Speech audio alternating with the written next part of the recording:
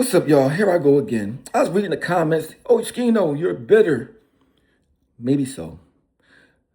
Kicked off the tour, lost a lot of money. Yes, I did. Who wouldn't be upset about that? You lost money, right? Oschino, you a chatty patty. So what? I say what I want to say. This is America, freedom of speech, right? Plus, I'm laughing all the way to the bank, right? But my thing is this. It was a time I used to do robberies for $300, risk my whole freedom for it.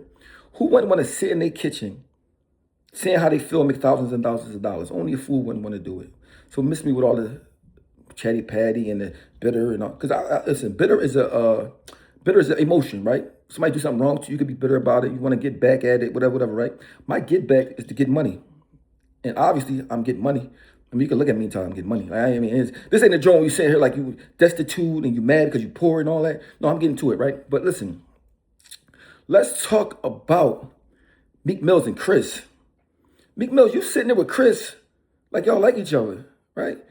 The whole reason the Mike Knox situation happened is because of Meek Mills coming at Chris. And Mike Knox trying to take up for him. Mike Knox ain't recovered from that yet.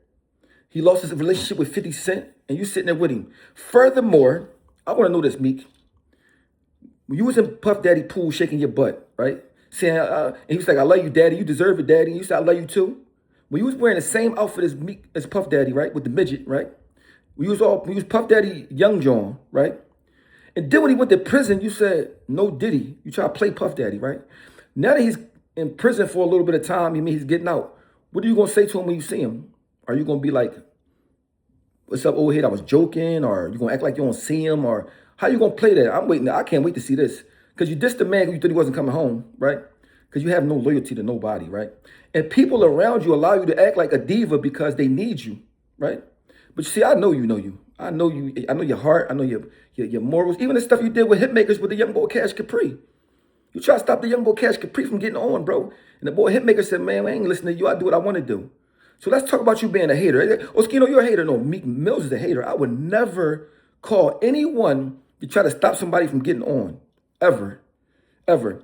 Oschino, you mad? Whatever. I'm sitting here just talking my trash, but it always be the truth. You never hear anybody say, I'm lying, right? They don't, right? So when people try to blackball you, ostracize you, and you a hustler, North Philly hustler, you always find a way to get money, even if it's an ugly way, right?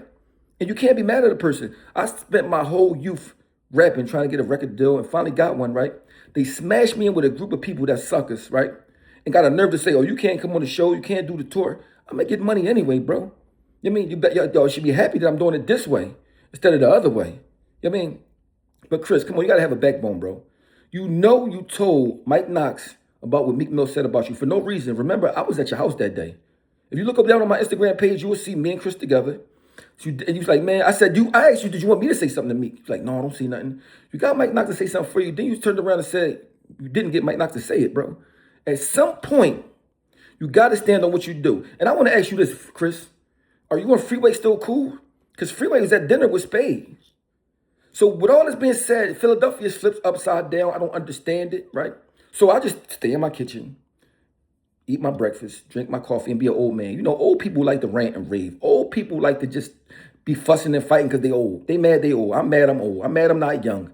I'm mad I'm not young and lit. Okay, so what? I said it. Okay, I said it. So whatever you're going to say about me, I say about myself. But one thing you can't say about me is that I be lying, okay? So I want to know this, Chris, is you and Freeway still friends? Neef, are you and Freeway still friends? How does that work? When a person smoke your best friend over you and your man hang with that person, how does that work? I mean, because maybe I'm just a dinosaur. I mean, I don't understand it. Like, somebody please help me understand this. And I'm not condoning any violence. I'm not trying to tell nobody to do anything. I just don't understand it for me. You know what I mean? Because it's nothing to not hang with somebody. There's nothing to say, no, I can't mess with you because of the situation. It's nothing to say that.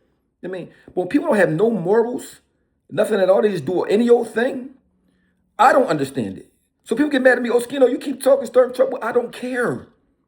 Is it worse for me to talk about a situation or for somebody to actually do it? I say it's worse for a person to actually do it. And they lucky that I didn't put my pop-pop hat on. Peace.